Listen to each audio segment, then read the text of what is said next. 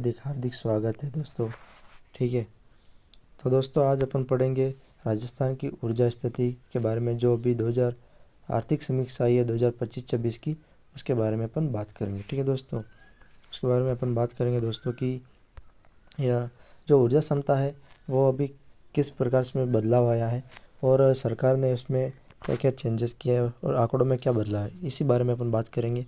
यह आपके आने वाले अभी जो 2026 में एग्ज़ाम है उनके लिए बहुत बहुत ज़रूरी होगा। ठीक है दोस्तों, तो अपन सबसे पहले बात करते हैं यहाँ पे अधिष्ठापित उत्पादन क्षमता कितनी है। ये है आप दोस्तों आपकी 31,556.43 मेगावाट। कितनी? 31,556.43 मेगावाट। इसके बाद दोस्तों देख सकते हैं सर्वाधिक क्षमता तापीय ऊर्जा की है 7,830 मेगावाट की दोस्तों। ठीक है, सौर ऊर्जा है 9,898 मेगावाट, पवन ऊर्जा है 4,414.12 मेगावाट। ठीक है दोस्तों, यहाँ पर वीडियो पॉज करके आप इनको आराम से देख सकते हैं दोस्तों। ठीक है, राजस्थान में दिसंबर 2025 तक कुल स्थापित क्षमता में पवन और सौर ऊर्जा की हिस्सेदारी 45.36% है। 45.36% कैसे दोस्तों? पवन और सौर ऊर्जा की कब तक है? दिसंबर 2025 तक। ठीक है दोस्तों, जो दिसंबर 2025 तक की रिपोर्ट आई है उसके हिसाब से पवन और सौर ऊर्जा की हिस्सेदारी 45.36%, यानी 100% में से 45% पवन और सौर ऊर्जा की हिस्सेदारी है दोस्तों। ठीक है, अब यह देख सकते हैं 100 में से कितनी 45% हिस्सेदारी है। 2000 आप देख सकते हैं ऊर्जा उत्पादन में कि 2020-21 से 2024-25 तक कुल उत्पादन संकलित वार्षिक वृद्धि कितनी हुई है? 5.55%। कितनी? 5.55%। तो दोस्तों कुल मिला के बाद यह है कि 2021 से 2025 तक कुल ऊर्जा उत्पादन हुई ना, उसमें संकलित वार्षिक वृद्धि 5.55% की रही है। जबकि राजस्थान में दिसंबर 2025 तक कुल स्थापित क्षमता में पवन और सौर ऊर्जा की हिस्सेदारी 45.36% रही है दोस्तों। ठीक है, यह बात आपको समझ में आ गई। अब अपन थोड़ा आंकड़े देख लेते हैं कि 2020-21 में कितने करोड़ यूनिट बिजली ऊर्जा उत्पादन हो रहा था? 8,561। वही 2024-25 में ये बढ़कर 11,770 करोड़ यूनिट हो गया दोस्तों। कुल मिला के यह सीधी सीधी बात है 3,000 से ज़्यादा की वृद्धि हो गई है दोस्तों। कितनी? 3,000 से ज़्यादा की वृद्धि। जबकि इसको अपन परसेंटेज में देखेंगे तो वृद्धि परसेंटेज में 29.61% की हुई है दोस्तों। 29.61% की वृद्धि हुई है दोस्तों। ये याद रखना वेरी वेरी इंपॉर्टेंट हो जाता है यहाँ से दोस्तों कि 29.61% की वृद्धि हो गई। 2020-21 में इतनी थी और 2024-25 में ये बढ़कर 29.61% की वृद्धि हो गई है। ठीक है, अब है सौर ऊर्जा की उपलब्धता। सौर ऊर्जा की उपलब्धता है कम से कम 6 से 7 किलोवाट घंटे प्रति घंटे वर्ग या प्रतिदिन कह दो दोस्तों। ठीक है, उस हिसाब से यहाँ पे बात हो रही है। ठीक है, अधिकतम सौर दिवस एक साल में 325 दिन होते हैं। ये नॉर्मल बात है, आपको याद रखनी 325 दिन।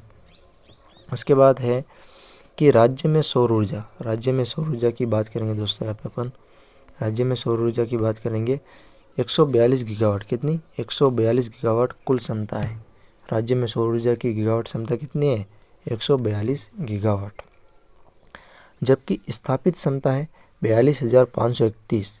42,531 स्थापित क्षमता है दोस्तों। ये दिसंबर 2025 तक है। कब तक है? दिसंबर 2025 तक। दिसंबर 2025 तक। ठीक है दोस्तों, तो इस वीडियो को आप पॉज करके आराम से पढ़ लेना। चलते हैं पेज नंबर दूसरे पे। ठीक है दोस्तों, पेज नंबर दूसरा आ चुका है दोस्तों। यह देख सकते हैं अपन पवन ऊर्जा के बारे में बताया हुआ है। पवन ऊर्जा के बारे में अपन थोड़ा सा जूम कर लेते हैं, जूम। ठीक है, अब यहाँ पे आपको आराम से दिख रहा होगा। पवन ऊर्जा से संबंधित मंत्रालय कौन सा है दोस्तों? नवीन एवं नवीनीकरण ऊर्जा मंत्रालय, यानी MNRE। इसकी संस्था दोस्तों है national institute of wind energy. यहाँ बात करें दोस्तों अनुमानित पवन ऊर्जा क्षमता कितनी है? 284 गीगावाट, यानी 150 मीटर की जो ऊंचाई है उस पर जाते ही 284 गीगावाट की मतलब पवन ऊर्जा प्रोड्यूस होती है। स्थापित पवन क्षमता कितनी है? 5,229 मेगावाट, यानी दिसंबर 2025 तक है ये भी। ठीक है दोस्तों, दिसंबर 2025 तक है। हाइब्रिड क्षमता है दोस्तों 2,140 मेगावाट। 2,140 मेगावाट। ठीक है दोस्तों, पवन क्षमता कितनी, 885.60 मेगावाट। ये कोई ख़ास नहीं दोस्तों, आपको बस ये याद रखना है कि स्थापित पवन क्षमता कितनी है, कम से कम 5229 मेगावाट, और अनुमानित पवन 284। ये थोड़ा बताकर याद रखना है। अब सबसे ज़रूरी बात, अगर नीति पूछ ले या बायोमास जैविक कचरा में नीति बताई हुई है कि biomass waste to energy, biomass waste to energy नीति कब आई, ये आप दोस्तों देख सकते हैं 29 सितंबर 2023 को आई। कब आई, 29 सितंबर 2023 को। 29 सितंबर 2023 को बायोमास वेस्ट टू एनर्जी नीति लाई गई। प्रमुख स्रोत कौन कौन से हैं जिनसे बायोमास जैविक कचरे से मतलब ऊर्जा निकलती है, सरसों की तूड़ी, विलायती बबूल आदि से क्या ये बायोमास बनाते हैं। ठीक है दोस्तों, स्थापित क्षमता कितनी है, 207.50 मेगावाट। धोनी का नंबर है 207, तो आप उस हिसाब से 207 लगा सकते हैं, मतलब 7 नंबर है ना, थाला फॉर रीजन, उस हिसाब से आप देख सकते हैं 207 पॉइंट बायोमास जैविक कचरा दिसंबर 2025 तक ये प्रोड्यूस हुआ है दोस्तों। ठीक है, जिस तरह MS धोनी किसी भी पुराने खिलाड़ी या कोई फॉर्म में नहीं होता है, उसको अपने अपने क्या बोलते हैं, अपने अंडर ट्रेनिंग कराकर उसे एक नया वाला खिलाड़ी और पूरा स्ट्राइक रेट चेंज कर देते हैं उसका, और अच्छा खासा खिलाड़ी बना देते हैं। उस हिसाब से यहाँ पे आप याद रख सकते हैं कि स्थापित क्षमता है 207.50 मेगावाट बायोमास की। ठीक है, इस तरह से आप आगे बढ़ेंगे ग्रीन हाइड्रोजन की तरफ। तो दोस्तों अपन आ जाते हैं ग्रीन हाइड्रोजन में। ठीक है दोस्तों, इसमें बताया गया कि राजस्थान की जो एकीकृत स्वच्छ ऊर्जा नीति है ना, उसका 2024 का लक्ष्य था कि 2030 तक, कब तक, 2030 तक 2000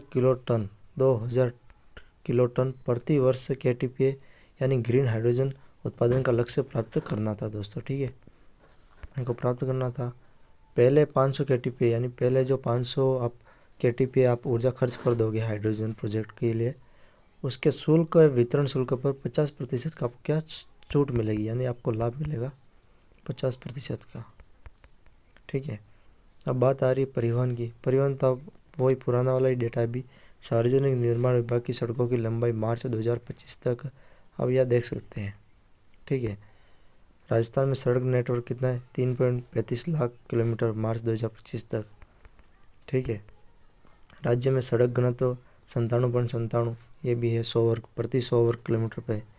ठीक है, ठीक है दोस्तों, अब है 91.68% गाँव सड़कों से जुड़े हुए। कितने गाँव, 39,766 यानी 91.68% गाँव। ये डेटा है मार्च 2025 तक का। ऊपर वाला जो डेटा था ग्रीन हाइड्रोजन, बायोमास, पवन ऊर्जा, सौर ऊर्जा, ये सब अभी दिसंबर 2025 में आया, वो वाला ऊर्जा था। लेकिन ये वाला परिवहन वाला जो डेटा है ये थोड़ा पुराना है। ठीक है दोस्तों, इसमें देख सकते हैं राष्ट्रीय राजमार्ग 3% है, राज्य राजमार्ग 5%, मुख्य जिला सड़कें 6%, अन्य जिला सड़कें 7%, ग्रामीण सड़कें सबसे ज़्यादा है 74%। ठीक है दोस्तों, ठीक है, मिलते हैं दोस्तों अगले वीडियो में। तब तक के लिए आप कमेंट कर सकते हैं कि अगला वीडियो किस पे बनाऊं, ठीक है, किस टॉपिक पे बनाऊं। तब तक के लिए बाय, टाटा।